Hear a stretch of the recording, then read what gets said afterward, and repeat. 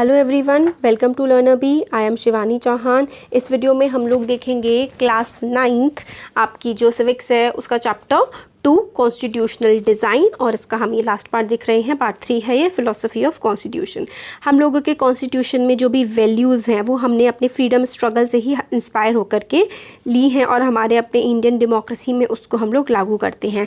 यही सारी की सारी जो वैल्यूज़ हैं, हमारे देश के प्रियम्बल जो है, हमारे देश का संविधान है, उसमें सबसे पहला जो पन्ना है वो प्रियम्बल है। वो हमें बताता है एक तरीके से कॉन्स्टिट्यूशन की समरी की तरह वो एक्ट करता है और हमें उससे पता लगता है कि हमारे संविधान में क्या क्या लिखा हुआ है, और वो हमें गाइड करता है काफ़ी सारे।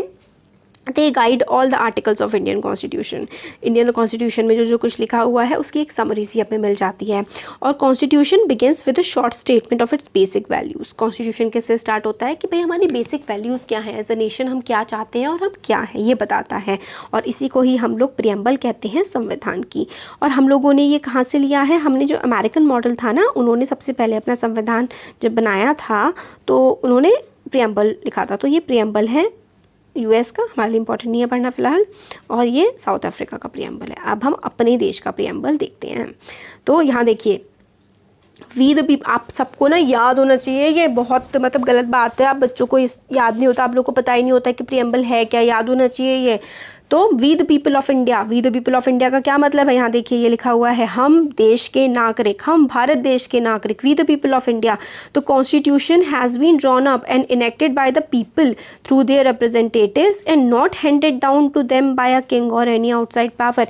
मतलब इस देश के लोग, भारत के लोगों ने ही मिलकर के संविधान बनाया है और किसी बाहरी ताकत ने आकर के हमें संविधान नहीं पकड़ा दिया है, ठीक है, ये इसका मतलब है। तो स्टार्टिंग में ये ना कि प्रियम्बल ऑफ कॉन्स्टिट्यूशन एक पोएम की तरह लगता है, हमें बताता है कि कॉन्स्टिट्यूशन किन वैल्यूज़ पर बना हुआ है, ये अच्छा है बुरा है, ये सब क्या है, ठीक है। We the people of India, हम इस देश के लोग, having solemnly resolve to constitute India, हम लोग दृढ़ निश्चय करते हैं कि हम अपने देश को बनाएंगे, क्या बनाएंगे, सोवरेन, सोशलिस्ट, सेक्युलर, डेमोक्रेटिक और रिपब्लिक। अब इनका मतलब देख लेते हैं। सोवरेन का मतलब होता है कि हम ही सबसे ऊपर हैं। पीपल हैव सुप्रीम राइट, लोगों के पास सबसे बड़ा अधिकार है।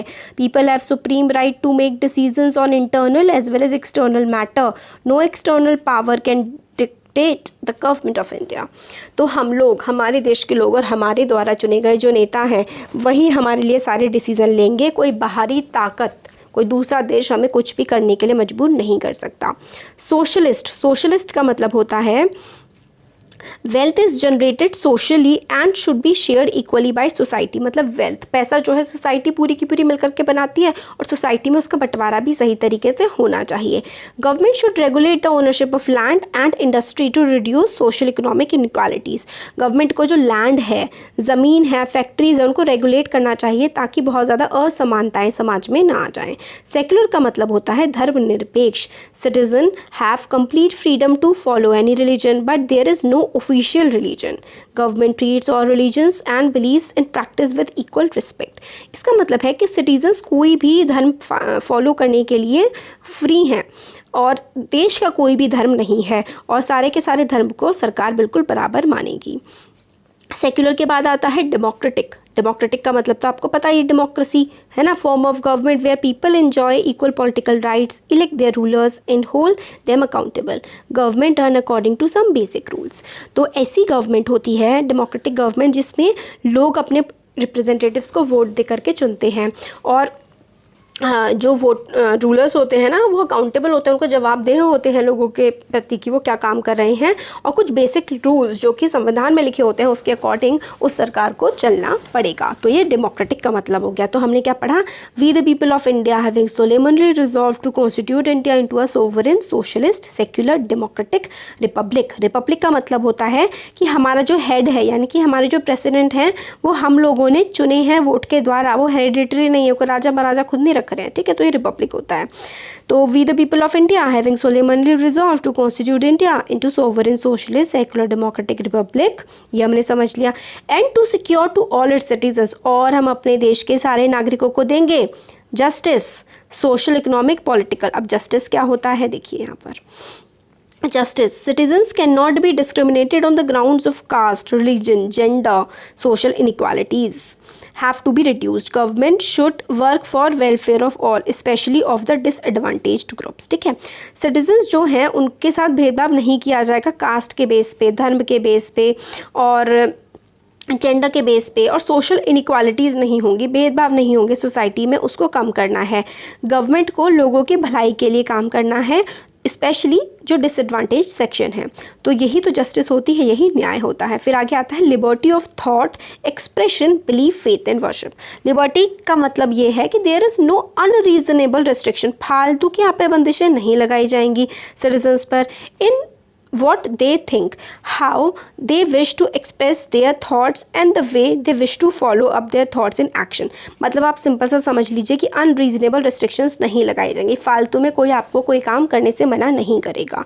आप जो करना चाहते हैं अपनी थॉट्स को जिस तरीके से बताना चाहते हैं लोगों को उस तरीके से बता सकते हैं, ये होती है लिबर्टी। इक्वालिटी का तो आपको पता होगा, समानता, equality of status and of opportunity and to promote among them all. Fraternity, equality होता है सारे के सारे लोग संविधान के सामने इक्वल हैं, कोई भी सोशल इक्वालिटी नहीं होगी, और गवर्नमेंट को इंश्योर करना होगा कि सब लोग के साथ एक समान व्यवहार किया जाए। फ्रेटर्निटी का मतलब होता है भाईचारा। All of us should behave as if we are members of same family, no one should treat a fellow citizens as inferior. तो हम लोग को इस तरीके से रहना होगा कि हम लोग सारे के सारे एक ही परिवार के सदस्य हैं और किसी को भी हम लोग को नीचे नहीं दिखाना है।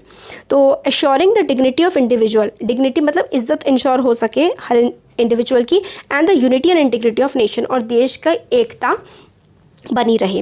इंटीग्रिटी होता है यूनिटी, और एकता हमेशा अच्छे से बनी रहे। फिर आगे इन आर कॉन्स्टिट्यूएंट असेंबली, तो ये जो कॉन्स्टिट्यूएंट असेंबली है जिसने संविधान बनाया है, दिस 26 डे ऑफ नवंबर मतलब 26 नवंबर 1949 को do hereby adopt, enact and give to our self this constitution. हम लोग अडॉप्ट करते हैं, इसको लागू करते हैं और खुद को देते हैं ये संविधान।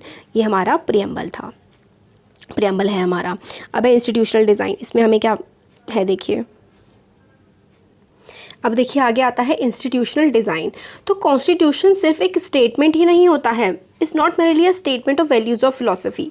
ठीक है, सिर्फ बातें ही नहीं कही जा रही हैं, सिर्फ फिलॉसफी ही नहीं है, बगैर कॉन्स्टिट्यूशन जो है ना हम लोगों को बताता है कि हमारे देश में किस तरीके से चीज़ें चलेंगी, इंस्टीट्यूशनल अरेंजमेंट कैसा होगा, जैसे कि लेजिस्लेचर, एग्जीक्यूटिव, जुडिशरी, ये सारी की सारी चीज़ें हम लोगों को संविधान से ही तो पता लगती हैं।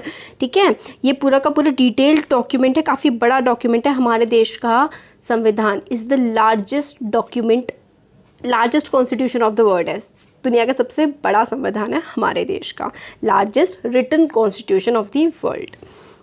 ठीक है, therefore it needs to be amended. तो अब आपने 70 साल पहले बनाया था, तो आपके समाज में बदलाव आते हैं, दुनिया में बदलाव आते हैं, तो हमें ये भी ज़रूरत है कि कॉन्स्टिट्यूशन में जो चीज़ें पुरानी हो गई हैं उनको बदल करके थोड़ा चेंज करा जाए। तो इसलिए रेगुलरली इसको अपडेट भी किया जा सकता है, और ये हम लोग किस तरीके से करते हैं, ये इसमें मतलब बदलाव लाए जा सकते हैं। तो हमारा कॉन्स्टिट्यूशन सीक्रेट, स्टैटिक या अनअल्टरेबल लॉ नहीं है, मतलब बिल्कुल ऐसा नहीं स्टैटिक की जैसा बना दिया वैसे का वैसा बना रहेगा और इसमें हम बदलाव नहीं ला सकते, ऐसा नहीं है। इसको हम लोग बदलाव इसमें ला सकते हैं, इसमें नई चीज़ें ऐड कर सकते हैं, और इसी चीज़ को हम लोग कॉन्स्टिट्यूशनल अमेंडमेंट बोलते हैं। Constitution describes the institutional arrangement, मतलब किस तरीके से काम चलेगा, लीगल लैंग्वेज क्या होगी। अगर आप कॉन्स्टिट्यूशन पहली बार पढ़ेंगे तो आप लोगों को बहुत ही मुश्किल है कि वो समझ जाए, मगर Indian constitution as a whole जो है ना, वो हमारे देश में किस तरीके से कानून व्यवस्था चलेगी, किस तरीके से पार्लियामेंट काम करेगी, जुडिशरी काम करेगी, ये सारी की सारी चीज़ें, राज्य सरकारें, केंद्र सरकार कैसे काम करेगी, सब कुछ इसमें लिखा होता है, लिखा हुआ है। It defines who will have how much power, किसके पास कितनी पावर होगी, कौन सा डिसीजन लेने की पावर किसके पास होगी। लिमिट भी लगाता है, हमारे देश में हमें नागरिकों को, सिटीजन्स को राइट भी देता है, और अगर उसका वायलेशन किया जाए सरकार के द्वारा तो उसको सज़ा भी मिलने की इसमें प्रोविजंस हैं। ठीक है, और रिमेनिंग आगे वाले चैप्टर्स में हम लोग कॉन्स्टिट्यूशन के बारे में और ज़्यादा देखेंगे, इसमें ये लिखा हुआ है। तो इस वीडियो में तो मेनली हम लोगों ने प्रियम्बल के बारे में देखा। कैसा लगा वीडियो ज़रूर बताइए, अच्छा लगा लाइक करिए, चैनल को सब्सक्राइब करिए, और एक हमारा दूसरा चैनल है लर्नर बी एक्स्ट्रा के नाम से, उसमें हम लोग साइंस कवर कर रहे हैं, उसमें साइंस के 4 चैप्टर कवर हो चुके हैं, बाकी भी चल रहे हैं, तो उसको भी आप ज़रूर सब्सक्राइब करिएगा। Thank you.